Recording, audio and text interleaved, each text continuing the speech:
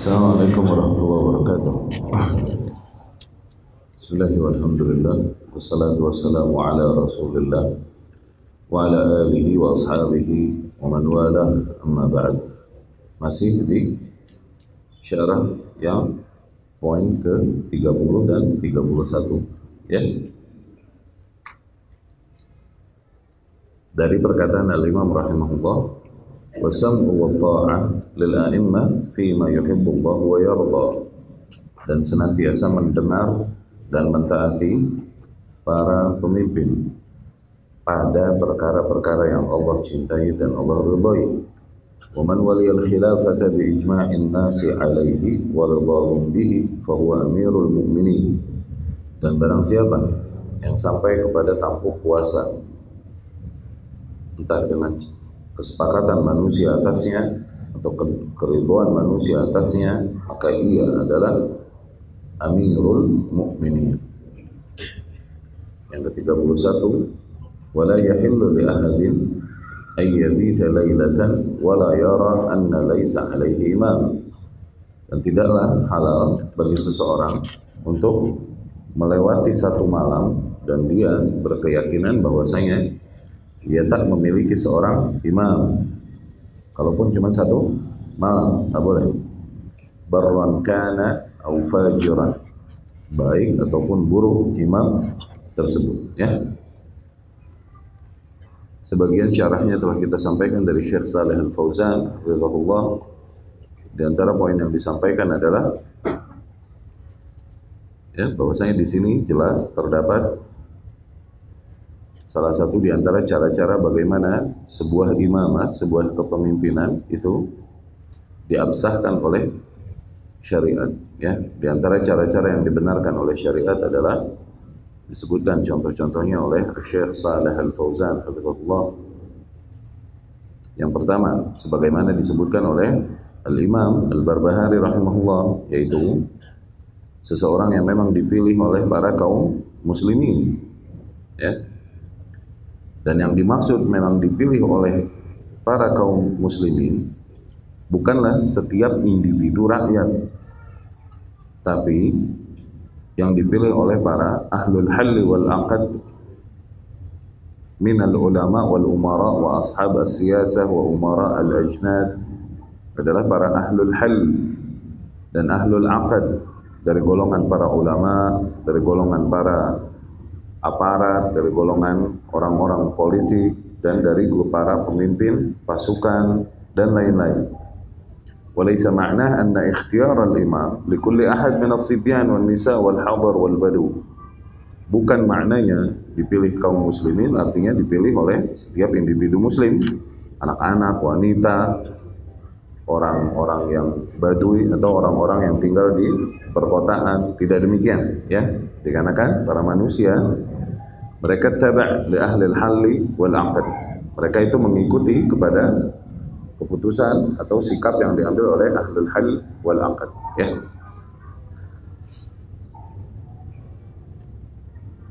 Fa idza ikhtara ahlul hal wal aqd imaman wajib 'ala al-baqiyah an yuti'u. Dan apabila para ahlul halli wal aqd telah memilih seorang imam, maka wajib bagi seluruh rakyat untuk mentaatinya ya. Nah, mesti tiap individu membaiatnya satu persatu, sudah diwakili oleh para ahlul halli wal aqdi yang menjadi wakil rakyat ya. Demikian sebagaimana terjadi pada khilafah Abu Bakar Siddiq radhiyallahu anhu ya. Para sahabat setelah wafatnya Rasul sallallahu alaihi wasallam, mereka bersepakat untuk membaiat Abu Bakar Siddiq radhiyallahu anhu ya. Akhirnya umat semua di negeri-negeri yang di luar Madinah ya. Pada saat itu kejadiannya di Madinah kan. Negeri-negeri lain yang di luar Madinah langsung mengikuti keputusan dan sikap yang diambil oleh para wakil-wakil kaum muslimin yang berada di Madinah ya, yang berada di sekitar Rasulullah sallallahu alaihi wasallam. Walam yuftah al-majal li kulli ahad li yusharik fi al-ikhtiyar. Tidak dibuka kesempatan untuk setiap individu untuk ikut-ikutan di dalam memilih. Tidak ya.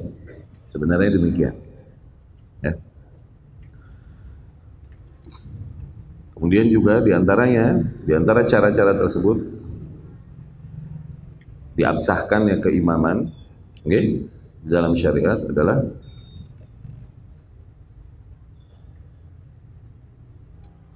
sebagaimana yang dilakukan atau dicontohkan oleh Abu Bakar radhiyallahu anhu, di mana beliau radhiyallahu anhu langsung menunjuk siapa yang menggantikannya, siapa yang capable untuk menggantikannya.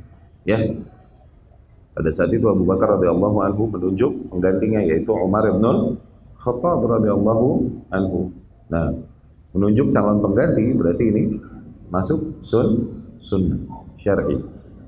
Ya, demikian kalaupun yang ditunjuknya adalah misalnya keturunannya, orang bapak menunjuk anaknya sebagai pengganti sehingga dia menjadi waliyul ahad, yang kita kenal dengan waliyul ahad, bahasa kita biasanya putra mahkota, ya, yang kelak akan menggantikan posisi orang tuanya, gitu kan? Ini sah di dalam Islam, itu sah, ya.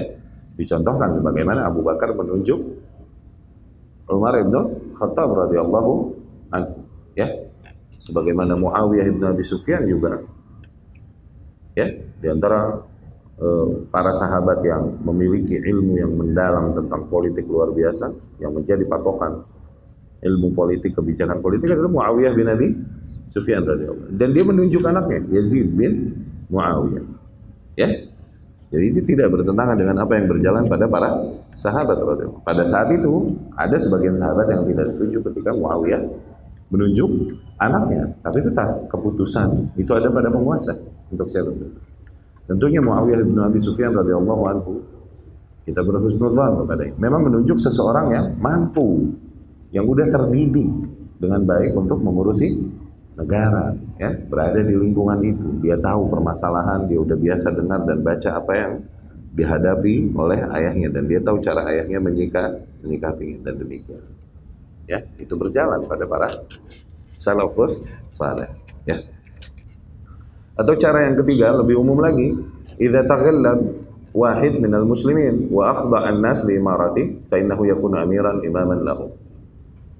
Bagaimanapun, apabila seseorang dapat berkuasa, mengalahkan yang ada, dan kemudian naik ke tampuk kekuasaan, oke, maka sudah, ia menjadi seorang penguasa yang disepakati, sudah sah, ya. Kalaupun mungkin dia melakukannya dengan cara-cara yang, katakan, caranya tersebut, misalnya cara berdarah, cara coup d'etat, ya, kudeta, dan lain-lain. Cara itu haram, urusan dia dengan Allah. Tapi dia sampai ke tampuk kekuasaan, sudah cukup, hentikan perputaran, rantai pertumpahan darah di antara kaum muslimin dikarenakan perebutan kursi kekuasaan ini. Sudah, penuhi dia haknya sebagai seorang penguasa. Biar maslahat negara segera berjalan dengan kepemimpinan yang ada, cukup. Ya. Yakun amiran wa imaman lahu, maka ia menjadi penguasa dan pemimpin bagi mereka, ya. Dari sinilah kita menganggap absahnya cara yang berjalan di banyak negeri kaum muslimin. Absahnya dalam artian absahnya kepemimpinan tersebut yang naik dengan cara, katakan cara tersebut bukanlah cara yang syar'i. Seperti apa? Cara-cara yang diajarkan oleh kufar dengan mencari suara terbanyak dan lain-lain. Ini nggak dari Islam, Allah nggak dari Islam. Ya, mengikut sertakan antara jahil, alim, ya, muslim, non muslim, ya kan, berilmu atau bodoh, gila atau tidak, semuanya punya hak suara yang sama. Ini tidak dibenarkan oleh syariat Islam dan kita mengatakan itu haram. Tapi kalau seseorang sampai sudah itu yang berjalan dan sampai seseorang tampuk kekuasaan dengan memenangkan dengan cara itu, apakah kita menerima kepemimpinannya? Jangankan dengan cara perebutan suara demikian, dengan cara yang lebih mungkar, dengan cara pertumpahan darah lagi, lebih mungkar lagi enggak? Tapi kalau dia beneran udah nyampe, udah hentikan, dengar dan taati. Apalagi cuman dengan cara perebutan suara. Apalagi kalau misalnya seseorang berkata, iya tapi kan caranya curang ini itu, nggak habis-habis. Udah penilaian curang dan lain-lain, penilaian dari orang-orang yang kalah, subjektif. Oke? Sudah, hentikan semua itu, biar negara maslahatnya berjalan. Ya, maka dia sampai kepada dia seorang penguasa yang sah dan dia adalah Amirul Mukminin di negeri tersebut. Kalaupun dia naik dengan cara yang tidak disyariatkan, tapi dia sampai ke negeri, ke kampung itu, sudah hentikan semua perseteruan yang ada, biarkan maslahat negara berjalan. Demikian yang diyakini Ahlus Sunnah. Nah, ini perkara ini terlalu berat untuk difahami oleh para ahli bid'ah. Oke, ngeheng otaknya, ngeheng, stuck gitu, stuck gitu, nggak bisa muter otaknya ketika mau memahami hal ini. Gimana sih itu katanya Wahabi, pemilu haram tapi suruh mentaati penguasa. Penguasanya kan hasil pemilu itu, lihat, nggak nyampe, otaknya nggak nyampe, kesian, kurang nutrisi, mereka kurang punya kapasitas kecerdasan yang cukup untuk memahami maslahat dan madarat yang menjadi maqasid syariah, tujuan-tujuan pembentukan syariah. Okay? Brain capacity-nya nggak cukup.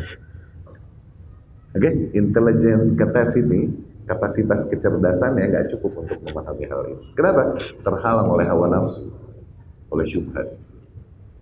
Okay? Maqasid syariah adalah untuk menjaga agama, menjaga jiwa, menjaga harta, dan maqasid syariah yang 5 ini harus berjalan dengan adanya kepemimpinan. Terlepas dari dengan cara apa mereka naik, ini harus berjalan, harus terjaga maqasid syariah ini, ya kan? Nah sudah, apabila dengan ngotot kita memaksakan harus dengan cara yang syar'i dan lain-lain, maka akhirnya nggak berjalan dan nggak terpenuhi tujuan-tujuan pembentukan syariah ini, maka kita nggak ngotot untuk menerapkan hal tersebut. Ya, nggak sampai mereka untuk memahami hal demikian terlalu berat, karena memang pada hatinya tidak ridho menerima dogma akidah dan usul akidah sebagaimana datang dari Rasulullah SAW dan para sahabat radhiyallahu anhum dan para imam ahlus sunnah dari zaman ke zaman. Ya, demikian yang terjadi. Wa qawluhu, dan perkataan imam bi ijma'il muslimin, ya, dengan kesepakatan kaum muslimin, la tafham min hadza annahu la bud min ikhtiyaril muslimina kullihim. Janganlah kau fahami dari hal ini, dari ungkapan Syekh demikian, dari ungkapan imam demikian, kata Syekh Shalih Fauzan. Janganlah kau fahami bahwa maksud dari kesepakatan kaum muslimin adalah pilihan setiap individu muslim. Tidak. Tapi yahsul dzalika bi ijma' ahli al-hil wal 'aqd. Tapi hal tersebut terjadi kalaupun hanya dengan wakil-wakil oleh para wakil kaum muslimin, ahlul halli wal aqd, ya. Kal hasil fi ahdi Abi Bakar, seperti yang terjadi pada masa Abu Bakar radhiyallahu anhu. Apakah setiap kaum muslimin memilih? Yang di luar Madinah di mana? Sementara Islam sudah menguasai syarqan wa gharban, ke timur dan ke barat. Ya. Mereka nggak ikut milih, sudah diserahkan keputusannya kepada mereka yang berada di sekitar Rasulullah sallallahu alaihi wasallam. Ya. Demikian juga yang terjadi pada masa khilafah Utsman bin Affan radhiyallahu anhu. Ketika Umar meninggal radhiyallahu anhu, Umar menunjuk, ya kan, ahlu syura, yang 7 orang. Dan tiap 7 orang ini disuruh mereka rapat, pilih salah seorang di antara mereka sebagai pengganti Umar bin Khattab radhiyallahu anhu. Nah, maka 7 orang ini semuanya capable untuk memimpin. Oke? 7 orang ini semuanya selevel. Tapi mereka di dalam kondisi untuk memilih satu di antara mereka. Dan akhirnya mereka bersepakat atas Utsman bin Affan radhiyallahu anhu, ya, untuk memimpin kaum muslimin. Fa innal ladzina ikhtaru hum ahlu syura, yang memilih Utsman, lihat, mereka adalah para ahlu syura. Humul baqun minal 'asharah al-mubasysyirin bil jannah. Ahlu syura, orang yang bermusyawarah sana. Para wakil rakyat, orang-orang yang faham al-ahlul hil wal 'aqd. Ya, dan mereka ini yang ditunjuk adalah sisa yang masih hidup dari 10 orang yang dijanjikan surga oleh Rasulullah sallallahu alaihi wasallam. Ya, mereka yang memilihnya. Akhirnya tetaplah kepemimpinan Utsman bin Affan radhiyallahu anhu. Absahlah, ya. Walam ya'tarid ahad ala dzalik bal ajma'u ala imamah Utsman. Tidak ada yang membantah, tidak ada yang menolak keputusan para ahlu syura tersebut. Mereka sepakat atas apa yang ditentukan oleh para Oke, ahlu syurah tersebut. Ya. Perkataan Imam, la yahillu li ahad ayyabita lailatan wa la yara anna laisa alaihi imam. Dan tidaklah halal bagi seseorang, yakni haram, melewati satu malam dengan keyakinan bahwasanya dia tak punya seorang imam pun. Dia tidak menerima imam dan pemimpin yang ada. Dia tak punya seorang imam pun. Melewati satu malam dengan keyakinan bahwa ia tak memiliki imam, itu haram. Barran kan au fajiran, mau imam tersebut buruk, mau imam tersebut baik, ia harus menerima keberadaannya dan meyakini bahwa dia adalah imamnya. Ya. Ini adalah permasalahan yang penting kata Syekh Saleh Al-Fauzan hafizahullah. La yajuz lil insan ay yakhruj an jama'atil muslimin. Tak diperbolehkan bagi seseorang untuk keluar dari kesatuan kaum muslimin yang berada di bawah satu kepemimpinan. Wa yashqa 'asa at-ta'ah, membangkang dari ketaatan kepada kepemimpinan yang ada. Ya. Fa innahu in fa'ala dzalik, sesungguhnya apabila seseorang melakukan hal tersebut, wa bata lailatan wa laisa alaihi imam, kemudian ia melewati satu malam saja dan ia beranggapan bahwasanya ia tak memiliki imam, melewati satu malam dalam keadaan berontak kepada pemimpin yang ada, oke? Ya'taqid imamatah, fa hadza qad khala'a ribqatal islam min unuqi. Maka orang yang demikian, sebagaimana yang Rasul katakan sallallahu alaihi wasallam, orang demikian qad khala'a ribqatal islam an unuqi. Ia telah melepaskan ikatan Islam dari lehernya. Ikatan Islam dari seolah-olah Islam nih ada tali-tali yang mengikat setiap individu muslim. Nah, seseorang yang meyakini hal ini seolah-olah dia telah melepaskan ikatan Islam dari lehernya. Nah, dari hadis-hadis demikian yang datang dari Rasul sallallahu alaihi wasallam, ungkapan-ungkapan demikian, makanya tidak lain, tidak aneh sebagian atau banyak para imam sampai titik mengkafirkan golongan khawarij. Ya. Baru khilaf ini di sini, sebagian menghukumi mereka bukan kafir, ya. Sebagaimana Ali juga radhiyallahu anhu tidak menghukumi mereka kafir, ya. Radhiyallahu anhu. Hum minal kufri farru. Tuh, kata Ali radhiyallahu anhu. Mereka adalah kaum yang dari kekufuran mereka kabur. Yani mereka lari dari kekufuran, mereka takut dari kekufuran. Okay? Nah, Ali berpendapat demikian radhiyallahu anhu. Ya, tapi yang lain, para imam dan lain-lain memiliki hujah yang kuat juga untuk menegaskan kekufuran mereka sampai titik pengkafiran mereka. Ya, di antaranya adalah ungkapan Rasul demikian dalam mensifati orang-orang yang khawarij ini. Qad khala'a ribqatal Islam an unuqi. Ia telah melepas ikatan Islam dari lehernya. Artinya apa? Udah bukan Islam kan? Karena kalau dia muslim masih di dalam ikatan Islam, dia masih terikat oleh Islam. Juga sabda Rasul, yamruquna minad din muruqas sahm minar ramiyah. Mereka melesat dari agama, mental dari agama sebagaimana mentalnya anak panah dari busurnya. Ini gambaran bentuk keluar dari agama yang sangat efektif, yang sangat konkret, kata para ulama yang memilih untuk mengkafirkan kaum khawarij, ya. Tapi tidak demikian yang sebagian ulama lain mengatakan, tidak demikian maksudnya, ya. Mereka berada dalam kode munafik, mereka dalam keadaan fasik, tapi tidak sampai kafir, tidak dikafirkan karena apa yang mereka lakukan, ya.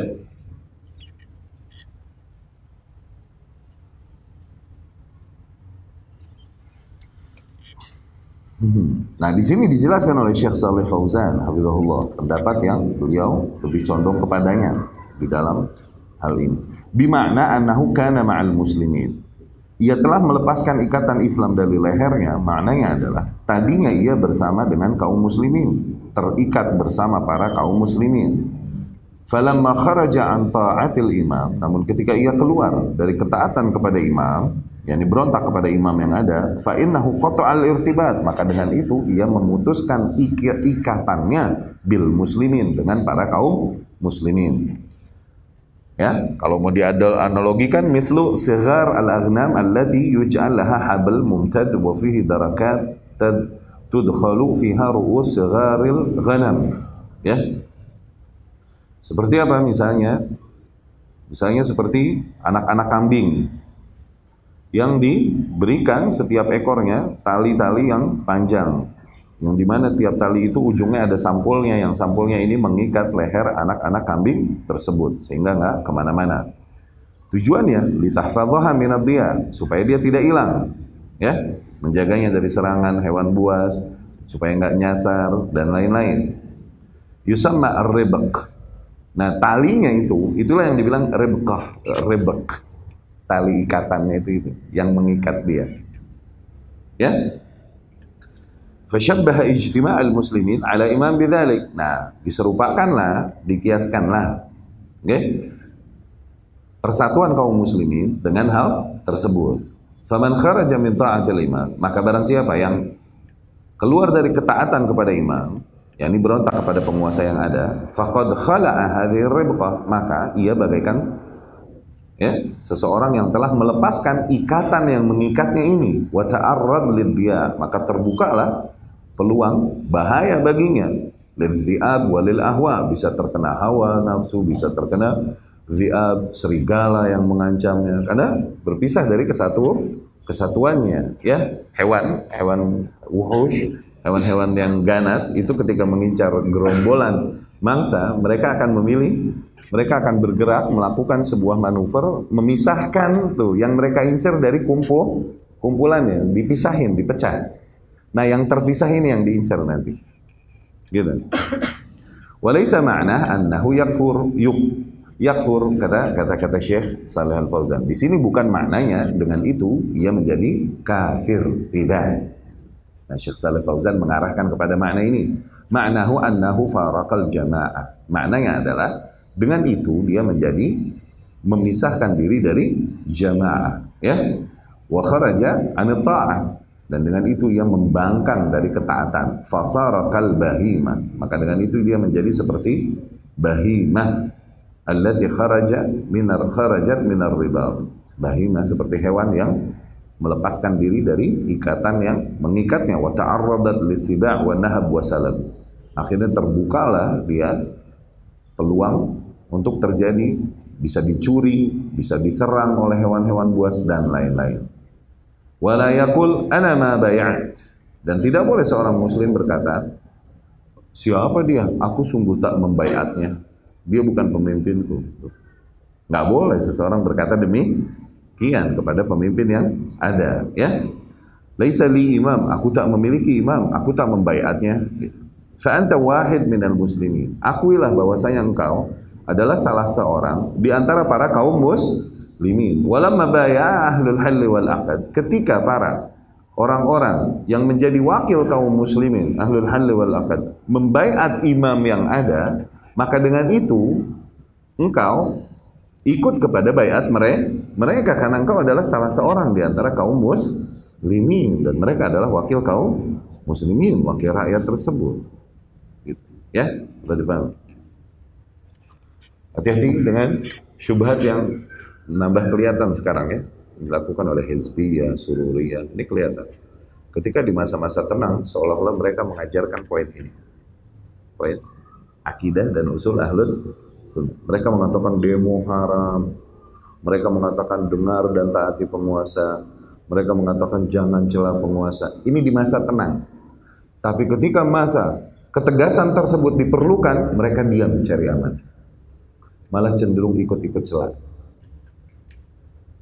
mencela penguasa. Ketika para rakyat banyak yang bergerak mencela dan memaki penguasa, ikut-ikutan. Tapi setelah lewat lagi masa fitnah itu lagi, mereka akan kembali mengajarkan seolah-olah yang diajarkan Ahlus Sunnah. Bilang lagi mendengar dan mentaati penguasa. Jago tuh, kamuflase. Itu namanya kamuflase. Kemo. Kamuflase ini jago, sururi. Ya. Lihat orang-orang yang kita tahu kemarin dia ikut-ikut celah penguasa, ikut-ikut bicara politik. Sekarang dia ngajarin akidah Ahlus Sunnah dan berkata membela sunnah, membela usul sunnah. Lucu nih orang, ya. Dia adalah orang-orang yang mengatakan apa-apa yang tidak pantas dikatakan oleh seorang ahlus sunnah. Demikian setiap negara demikian. Dulu di Mesir begitu. Kita ngalamin dulu. Masyayikh yang kita percaya dan husnuzon pada mereka. Okay? Kita cinta sama mereka. Kita belajar manhaj dari mereka. Kita belajar bahwasanya demonstrasi haram dari mereka. Kita belajar pemilu haram itu dari mereka. Tapi ketika melihat massa mulai bergerak dan lain-lain, mereka mengingkarinya. Tapi massa yang bergerak nambah banyak, nambah banyak, nambah banyak. Nah, baru itu. Aku mempelajari fikih yang baru. Ya salam. Mulai. Ya kan? Atau mengatakan, oh kondisi ini berbeda dengan kondisi yang diterangkan oleh para imam di buku-buku akidah. Ini nggak ada contohnya di masa lalu. Mulai kepada kesimpulan yang berbeda. Ada yang ikut demo turun ke jalan. Ikut demo, Anda belajar dari dia demo haram. Dia yang bilang, berapa ribu kali demonstrasi untuk Palestina? Dia bilang, adakah perbaikan terjadi di Palestina? Atau nambah buruk? Maka demo fix, udah buktinya tuh dengan akal sehat aja kita tahu. Nggak ada perbaikan terjadi dengan demonstrasi. Oke? Itu dia yang bilang. Dia ikutan demo dong. Aku keluar bersama istriku, putri-putriku dan anak-anakku, dan dia membanggakan hal itu. La haula wala quwwata illa billah. Segitunya. Ini seseorang yang ketika kita lihat begitu jatuh cinta kita padanya, menangis ketika kita dapat salaman dengannya. Begitu. Itulah masa fitnah. Membuka kedok manusia. Ya, Allahu a'lam.